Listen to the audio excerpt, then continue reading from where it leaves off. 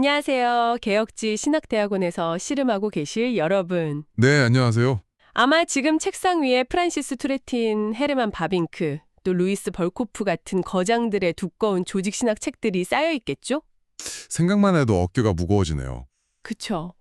그런데 만약 그분들보다 한 세기 이상 앞서서 정말 놀라울 정도로 명료하고 또 철저하게 성경 중심적인 스타일로 개혁 신학의 기초를 다져놓은 인물이 있다면 어떨까요? 아주 흥미로운 질문이네요.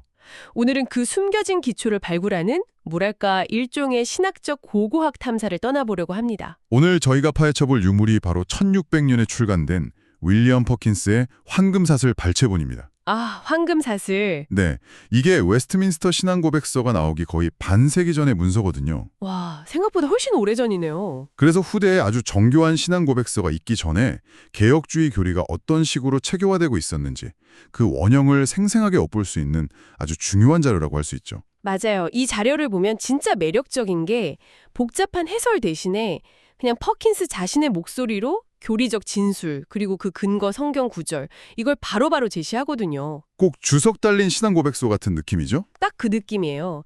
그래서 오늘 저희 목표는 단순히 퍼킨스의 신학을 요약하는 게 아닙니다. 그의 신론, 인간론, 기독론, 그리고 당대 카톨릭 교리에 대한 반박을 따라가 보면서요.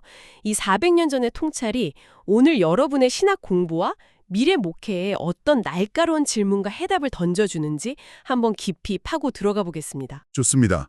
퍼키에스나는 항상 모든 것의 시작, 그러니까 하나님에게서 출발합니다.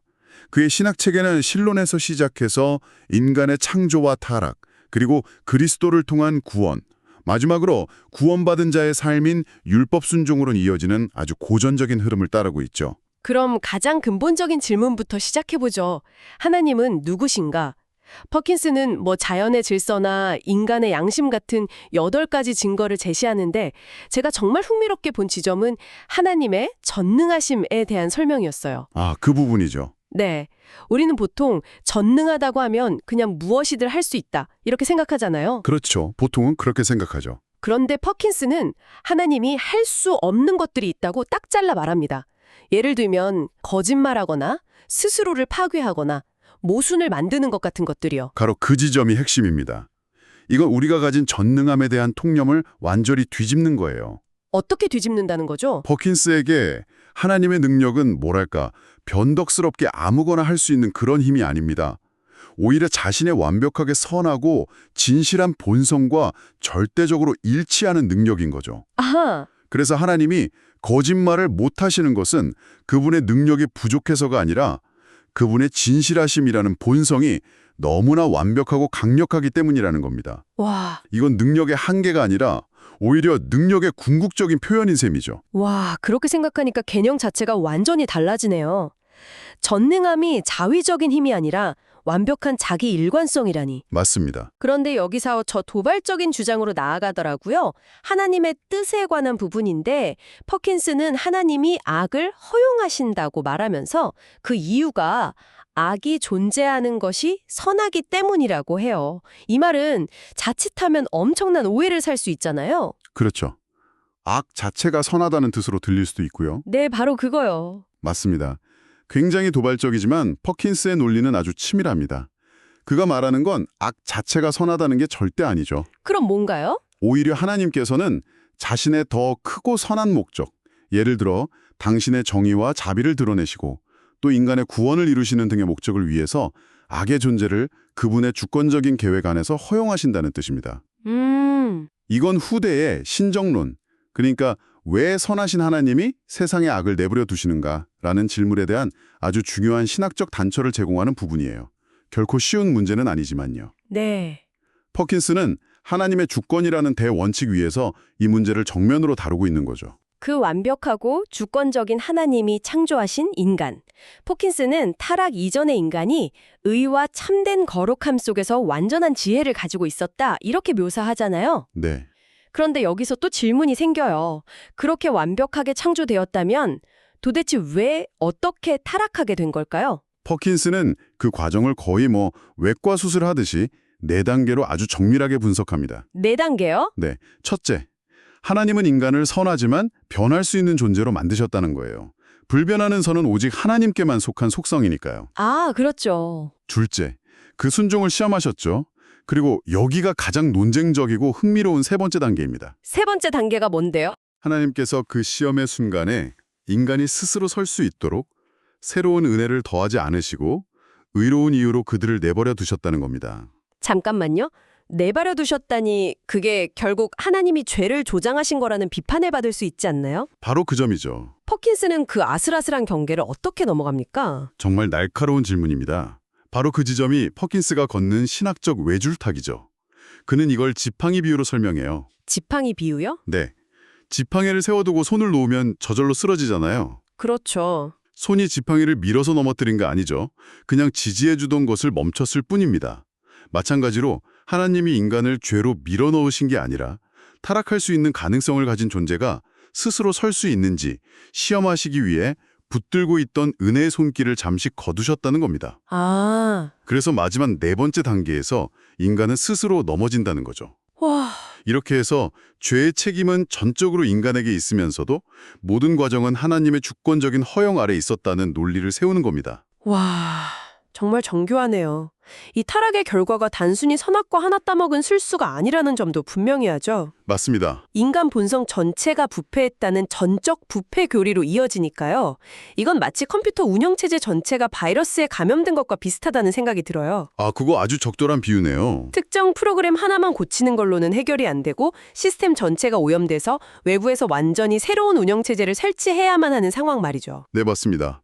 퍼킨스는 지성, 그러니까 무지, 그리고 의지, 선을 행할 수 없음, 감정의 무질서, 심지어 몸까지 죄의 도구가 되었다고 말합니다. 모든 영역이네요. 이게 바로 개혁신학에서 구원을 말할 때 인간의 노력이 아닌 하나님의 전적인 은혜를 강조할 수밖에 없는 이유입니다. 우리 스스로는 이 오염된 운영체제를 복구할 능력이 전혀 없으니까요. 그렇게 완전히 망가진 인류에게 유일한 해결책으로 퍼킨스는 당연히 예수 그리스도를 제시합니다. 특히 저는 그리스도의 속죄 사역을 설명하는 그의 이미지가 정말 인상 깊었어요. 어떤 부분이요? 그리스도의 인성이 제물이고 그의 신성이 제단이었다는 설명이요. 이건 그냥 시적인 표현이 아니지 않습니까? 여기엔 어떤 깊은 신학적 의미가 담겨 있는 건가요? 그렇습니다. 그건 퍼킨스의 기독론의 정수라고 할 수 있습니다. 왜 그 구별이 중요하냐면 제물 자체는 유한한 인간의 몸이지만 그 제물을 바치는 제단이 무한한 신성이기 때문에 그 제사의 가치가 무한해진다는 논리입니다. 아하, 유한한 인간의 죄를 갚기 위해서는 무한한 가치를 지닌 속죄가 필요한데 그리스도의 신성이 바로 그 무한한 가치를 보증하는 제단 역할을 했다는 거죠. 그렇군요. 그래서 그의 희생이 단 한 번으로 영원한 효력을 갖는 단번의 제사가 될 수 있었던 겁니다. 아, 제단의 가치가 제물의 가치를 결정한다는 거군요. 정말 명쾌하네요. 네, 그렇죠. 그리고 부활, 승천, 하나님 우편에 앉으심 같은 후속 사건들도 그냥 일어난 일들의 나열이 아니라 이 속죄 사역이 정말로 완벽하게 성공했다는 증거이자 결과물로 유기적으로 연결해서 설명하죠. 맞습니다. 퍼킨스에게 부활은 일종의 영수증과 같아요. 영수증이요? 네. 십자가에서 인류의 모든 죄값을 완벽하게 치렀다는 것을 하나님께서 확인하고 찍어주신 도장인 셈이죠.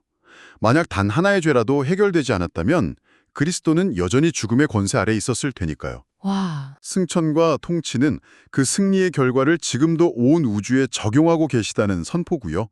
여러분이 나중에 설교단에 설 때 이처럼 십자가와 부활, 승천, 통치가 어떻게 하나의 거대한 구원 드라마로 연결되는지를 균형 있게 보여주는 것이 굉장히 중요합니다. 자, 그런데 퍼킨스는 이렇게 자신의 신학 체계를 세우는 데서 그치지 않고 당대 최고의 논쟁 상대였던 로마 카톨릭의 가르침을 아주 적극적으로 반박합니다. 이건 그냥 학문적 논쟁이 아니라 구원의 확신이라는 아주 실질적인 목회적 문제를 다루는 거였죠. 그렇습니다. 논쟁의 가장 뜨거운 핵은 어떻게 의롭다함을 얻는가, 즉 칭의 교리였습니다. 칭의. 네. 로마 카톨릭은 세례를 통해 원죄가 씻기고 그 후에 인간이 하나님을 사랑하고 선을 행하는 협력을 통해 구원이 완성된다고 가르쳤습니다. 그런데 퍼킨스는 이 순서가 근본적으로 틀렸다고 봤어요. 순서가 틀렸다. 인간이 먼저 하나님을 사랑해야 구원받는다는 주장에 대해서 요한일서 4장 19절 우리가 사랑함은 그가 먼저 우리를 사랑하셨음이라는 말씀으로 반박하죠. 정확합니다. 순서가 완전히 반대라는 거죠. 네. 퍼킨스는 우리가 불완전한 행위로 하나님을 사랑하려고 애쓰기 전에 먼저 그리스도를 통해 우리를 향한 하나님의 사랑과 용서를 믿음으로 확신하는 것이 먼저라고 주장했습니다. 그 믿음이라는 게 그냥 아는 것과는 다른 거죠? 물론입니다. 이 믿음은 단순히 예수가 역사적 인물임을 안다는 그런 지식이 아니라 그의 구원이 바로 나를 위한 것이라는 인격적이고 특별한 확신이라는 점을 강조했죠. 아, 이 확신이 생길 때 비로소 우리는 그 사랑에 대한 감사함으로 진짜 하나님을 사랑하고 선을 행할 수 있게 된다는 겁니다. 행위는 구원의 조건이나 원인이 아니라 이미 받은 구원의 자연스러운 결과이자 증거라는 거죠. 이 지점이 오늘날에도 성도들이 구원의 확신 문제로 고민할 때 목회자들이 딱 붙잡아야 할 핵심이겠네요. 바로 그겁니다. 우리의 부족한 행위를 보면서 불안해하는 게 아니라 그리스도의 완벽한 의를 덧입었다는 사실에서 출발해야 한다는 건 말이죠. 바로 그겁니다. 그래서 퍼킨스는 선행으로 공로를 쌓아서 영생을 얻는다는 공로 사상을 아주 강하게 비판합니다. 영생은 선물의 영역이지 우리가 불완전한 행위로 벌어들일 수 있는 임금의 영역이 아니라는 것을 분명히 한 거죠. 알겠습니다. 그럼 이제 신론, 인간론, 기독론, 구원론까지 이 거대한 신학 체계를 살펴봤는데요. 그런데 퍼킨스 같은 청교도에게 신학은 머리로만 아는 이론이 아니었잖아요. 절대 아니었죠. 이 모든 교리가 평범한 신자의 화요일 오후를 어떻게 바꿔놓는가, 즉 삶으로 어떻게 연결되는지가 중요했을 텐데요. 맞습니다. 바로 그 지점에서 퍼킨스 신학의 실천적인 힘이 드러납니다.